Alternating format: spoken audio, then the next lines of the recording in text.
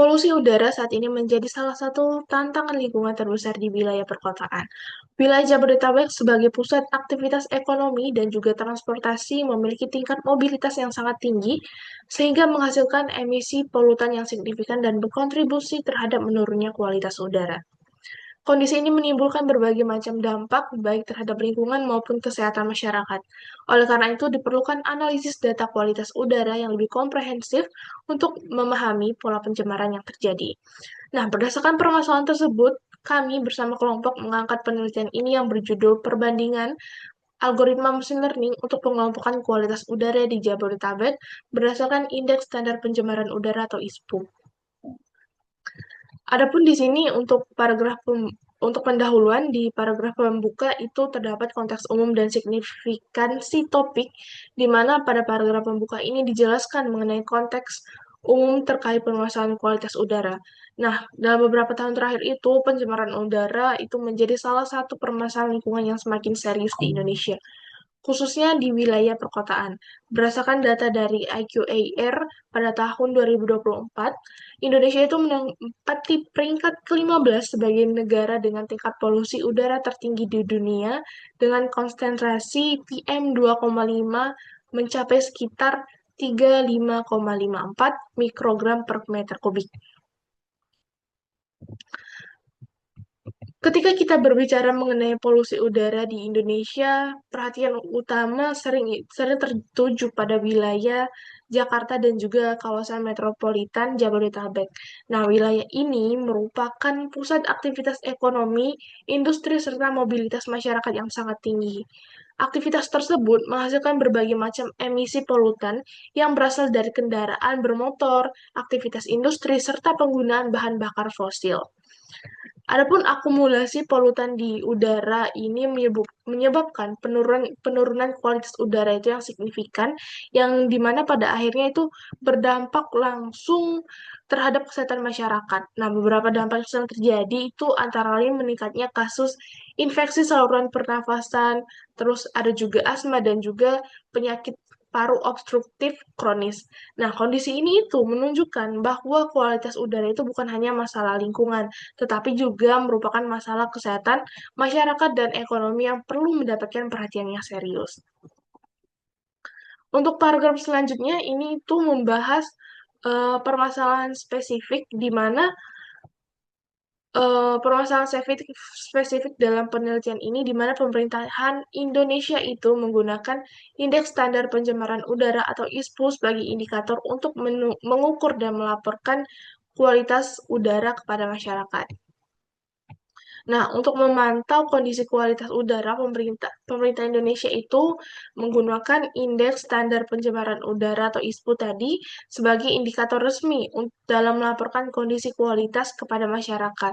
Nah, ISPU ini tuh dihitung berdasarkan beberapa parameter polutan seperti PM 2,5, PM10, terus ada S SO2 dan juga NO2, O3, CO dan HC. Nah, data ISPU ini yang dihasilkan oleh stasiun pemantauan itu memiliki volume yang besar dan parameternya yang cukup kompleks. Oleh karena itu, diperlukan metode analisis yang cukup untuk mengelola data tersebut secara efektif sehingga pola kualitas udara itu dapat dipahami dengan baik. Nah, analisis data kualitas udara ini menjadi sangat penting karena dapat membantu mengidentifikasi wilayah dengan tingkat pencemaran tertentu, sehingga informasi tersebut dapat digunakan sebagai dasar dalam pengambilan keputusan baik oleh pemerintahan maupun masyarakat dalam melakukan tindakan pencegahan terhadap dampak polusi udara. Adapun di sini ada tinjauan singkat di riset sebelumnya, di mana di sini ada beberapa penelitian yang sebelumnya telah mencoba memanfaatkan metode machine learning untuk menganalisis data kualitas udara. Sebagai contoh, penelitian oleh Groho, Asror, dan Wibowo pada tahun 2023, di mana mereka ini menggunakan algoritma random forest untuk melakukan klasifikasi tingkat kualitas udara di DKI Jakarta. Selanjutnya, penelitian lain dari Rahmadenti pada tahun 2025 juga menganalisis pola dan tren kualitas udara menggunakan metode Cummins clustering. Namun, penelitian tersebut menunjukkan bahwa metode clustering itu dapat digunakan untuk mengelompokkan kualitas udara berdasarkan karakteristik tertentu. Berdasarkan kajian terhadap penelitian sebelumnya itu masih terdapat beberapa keterbatasan yang menjadi research gap dari penelitian ini, di mana yang pertama itu sebagian besar penelitian itu hanya menggunakan pendekatan supervised learning, yang dimana bergantung pada data berlabel. Yang kedua itu beberapa penelitian itu menganalisis data pada cakupan wilayah yang terbatas sehingga belum mampu merepresentasikan variasi kualitas udara di wilayah metropolitan yang lebih luas seperti Jabodetabek. Yang ketiga, penelitian sebelumnya itu belum melakukan perbandingan yang komprehensif antara algoritma clustering yang berbeda, khususnya antara metode berbasis sentroid seperti Kamis dan metode berbasis kepadatan seperti DBScan. Yang terakhir itu penggunaan metrik evaluasi clustering seperti silhouette score dan Davis-Boulding Index serta Kadin-Stevens graph itu belum banyak digunakan secara terpadu untuk menilai kualitas hasil pengelompokan data. Nah, adapun solusi yang diusulkan di penelitian kali ini tuh berdasarkan permasalahan dan research gap tersebut, maka diperlukan analisis data yang mampu mengelompokkan kualitas udara itu lebih efektif dan komprehensif. Oleh karena itu, penelitian ini kami menggunakan pendekatan data mining dengan metode clustering untuk mengelompokkan data kualitas udara itu berdasarkan nilai ISPU. Nah, secara khusus penelitian ini tuh melakukan perbandingan antara dua algoritma clustering, yaitu Cummins dan juga DBScan yang merupakan algoritma berbasis kepadatan. Nah, dengan membandingkan kedua algoritma tersebut, diharapkan dapat diketahui algoritma mana yang paling efektif dan dalam mengelompokkan kualitas udara di wilayah Jabodetabek. Nah, hasil dari penelitian ini tuh diharapkan dapat memberikan kontribusi dan pengembangan metode analisis data kualitas udara serta dapat mendukung pengembangan sistem informasi pemantauan kualitas udara yang lebih akurat dan juga efektif dalam membantu pengambilan keputusan terkait pengendalian pencemaran udara.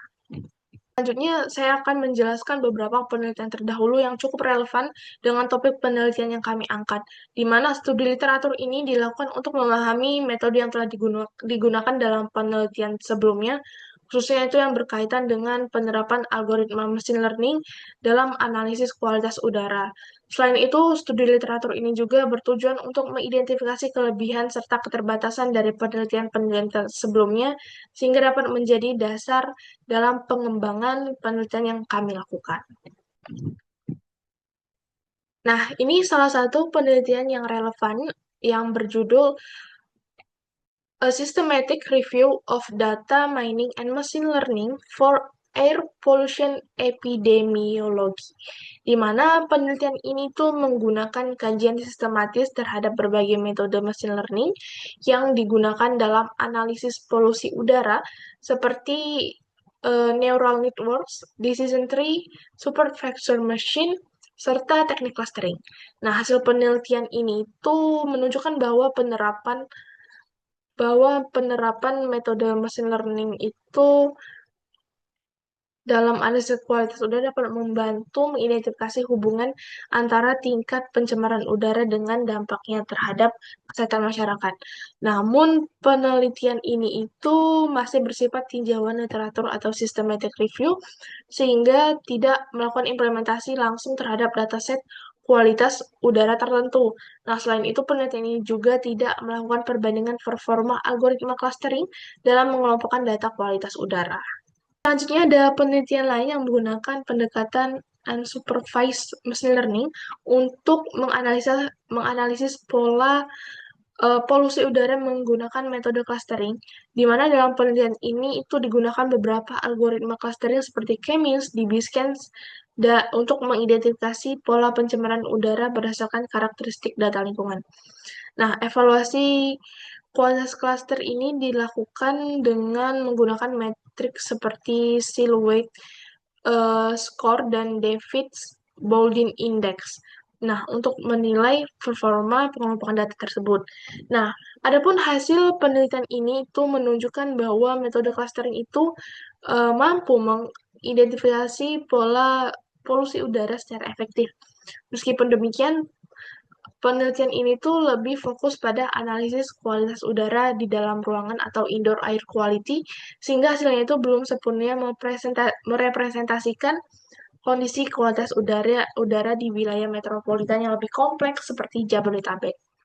Selanjutnya, salah satu penelitian yang relevan adalah yang berjudul Application of K-means Clustering Algorithm for Air Quality Patterns Analyzed in Jakarta. Penelitian ini tuh menerapkan algoritma K-means clustering untuk menganalisis pola kualitas udara di wilayah Jakarta dengan menggunakan indeks standar pencemaran udara juga pada periode tahun 2010 hingga 2023. Di mana hasil penelitian ini menunjukkan bahwa data kualitas udara itu dapat dikelompokkan menjadi 3 klaster, yaitu kategori baik, sedang, dan juga tidak sehat. Nah, melalui proses pengelompokan tersebut, penelitian ini itu mampu memberikan gambaran. Selain itu, hasil analisis yang diperoleh juga dapat memberikan informasi yang bermanfaat bagi pemerintahan. Oke, mungkin sekian aja yang dapat saya sampaikan. Lebih dan kurang saya mohon maaf. Wabillahi taufiq wal hidayah. Wassalamualaikum warahmatullahi wabarakatuh.